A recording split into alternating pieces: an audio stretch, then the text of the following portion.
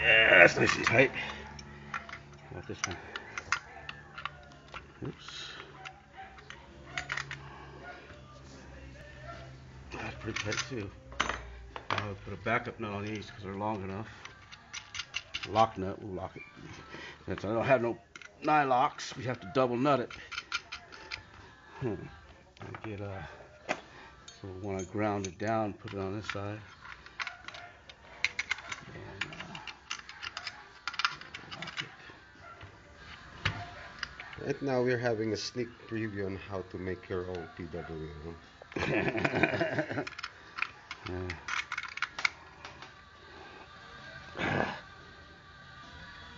Okay, that baby's locked in.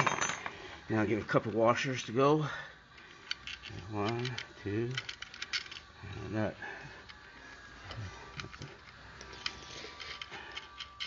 Same on this side.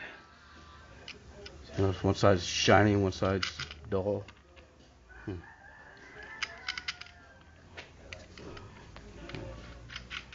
Okay, now what do we gotta do? We gotta hook this up here. It's gotta be tightened. That one's all tight. So we can put 2 washers on this one. We're done. Oops, nut.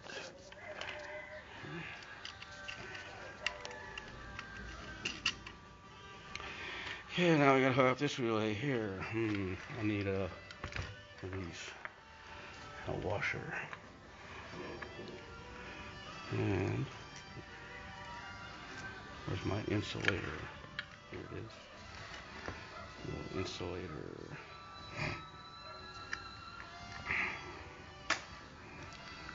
It's not that easy to make one of these. Oops.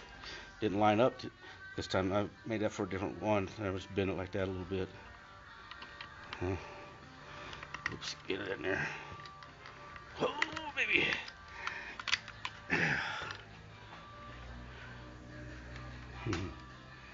Okay. Now, we got this one got to go on here. And I believe it goes which way? Onto that. So it's got to be cut, reshaped a little bit. I don't think I can get it in there this way either. Almost. Okay. So that's the way we want to do it, huh?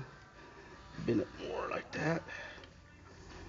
Oh, that looks pretty good there, huh? Okay. Now the trick is getting that on there and getting it on the nut too, baby. Oops. Screwdriver.